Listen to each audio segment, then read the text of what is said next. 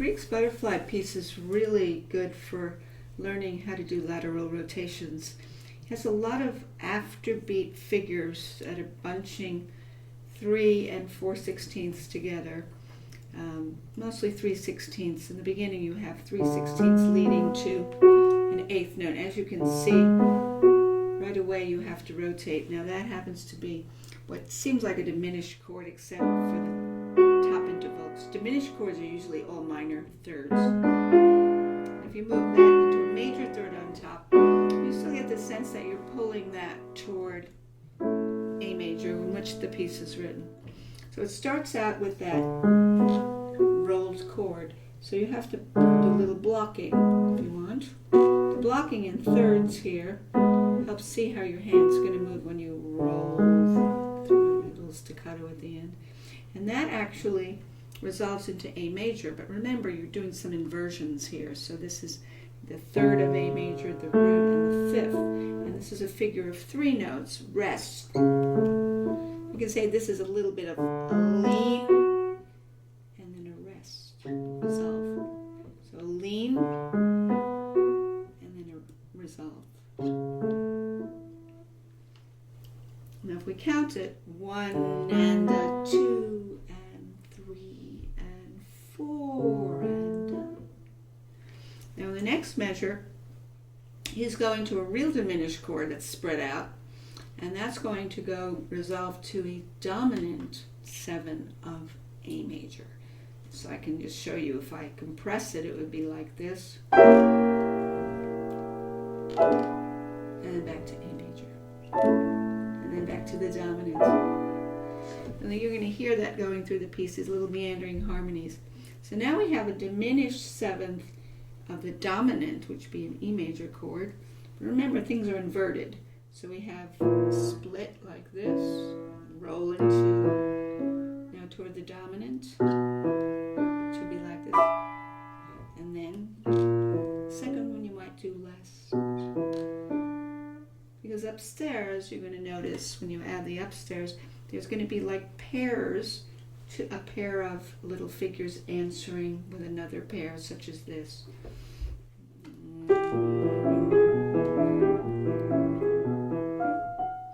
So first there and second. I tend to do it like that. Now in the next measure, he has another 4 notes, so we can do little rotation, just like the beginning. He's repeating that harmony. And then resolve.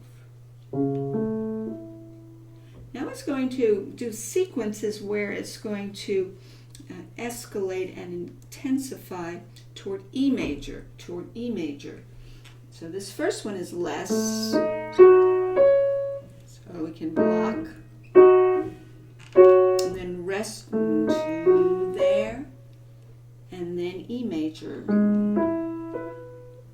And then goes here, E major, E minor, parallel minor, dominant,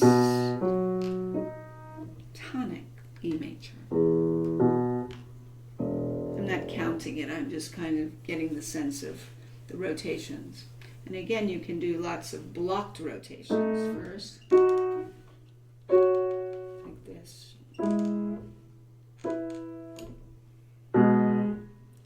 Minor, major dominance, tonic.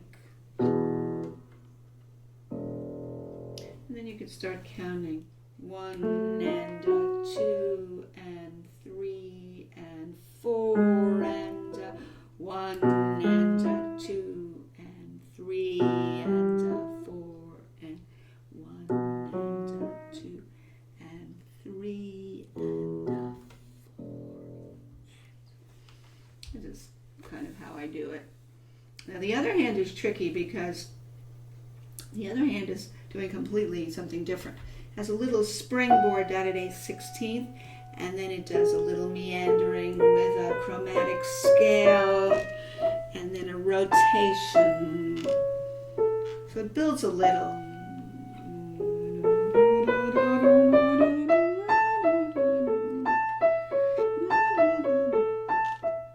Remember, this piece is not not going to be heavy. It's going to be light, like a butterfly. Sometimes I put my soft pedal down on this piano because it's so very bright. And so you want more of this flavor.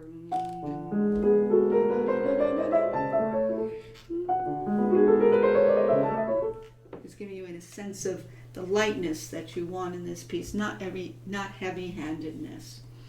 So you will play that slowly, and you'll try to keep lighter arm weight and kind of have the buoyancy of your arms to play the right hand little trickling chromatic scales leading to dotted eighth sixteenths. Now with the dotted eighth sixteenths, they have to be very sinewy and very seamless. They can't be disjunctive. They have to connect into each other. Connect, and all the way connect to there. Connect,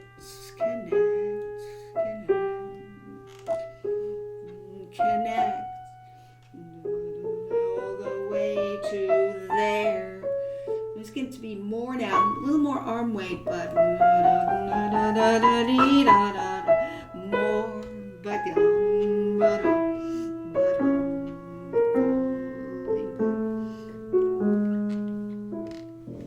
when you play slowly, you still have to get the sinewy, connected, seamless legato through the continuous dotted eighth sixteenths because they can get very punctuated, which is what you don't want. It has slurs over them.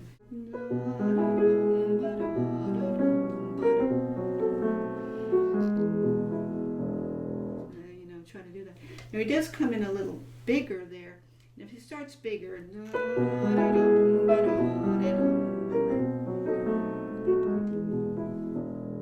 to gradually bring it down, but you can't punch out the dotted eighth sixteenths, or nothing can really be punched out in this piece at all.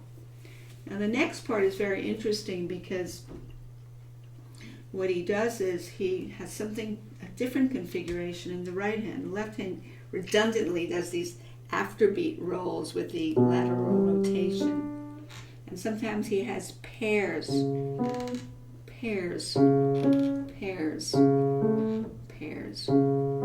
Now in this next section he goes into F sharp minor in a very interesting harmonic way.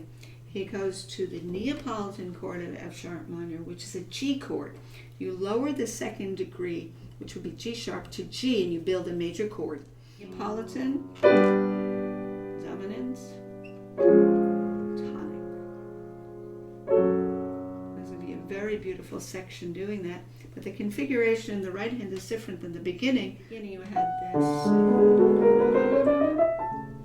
Now suddenly you have a dotted eighth sixteenth starting, and then you have rotations like this.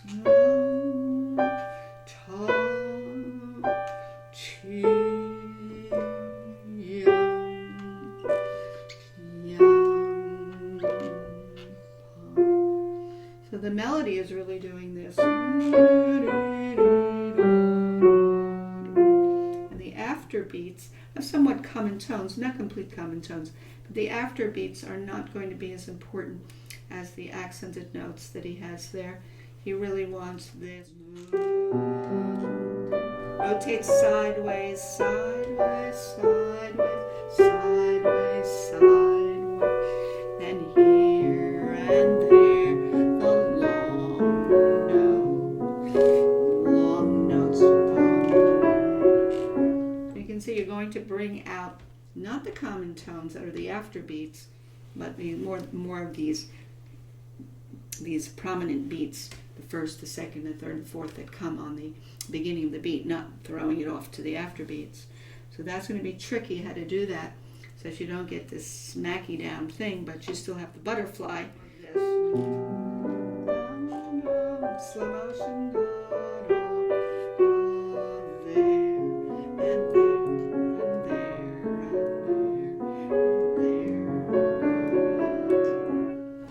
See how you have to do the rotations there, or it'll throw the accents not on the moving notes.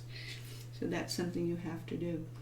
Now after he does that, he has a little interlude of F sharp minor. And after he does that, he now does the sequence of these side-to-side rotations in the key of B minor, which is so beautiful, where he goes here, Neapolitan, dominant, B minor. So here's that C chord, which is Neapolitan. Sideways, sideways, sideways.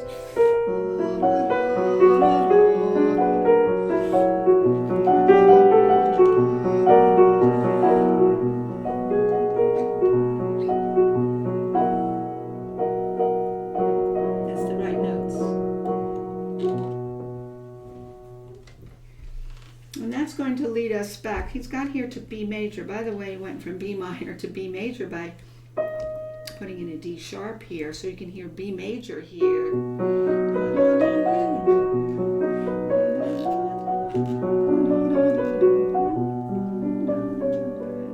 Back to the beginning.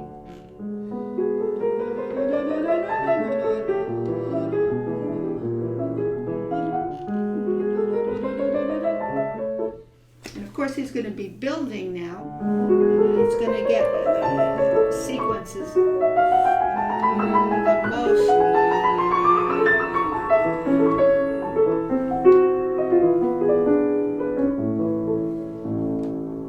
I'm trying not to hammer this because you don't want to hammer it. Even as it gets intensified there, you use more arm weight, but you don't want to digitize your fingers and start tapping out pencil point notes, but you want to keep the very sinewy, connected, seamless legato, which is hard. Just let it roll.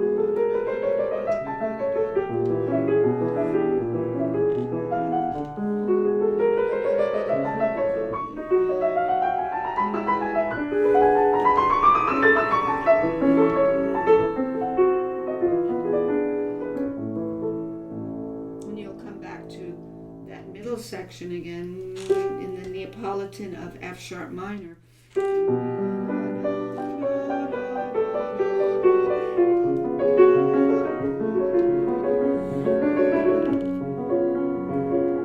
You can see how delicate this is to ponderous playing. You cannot play ponderously.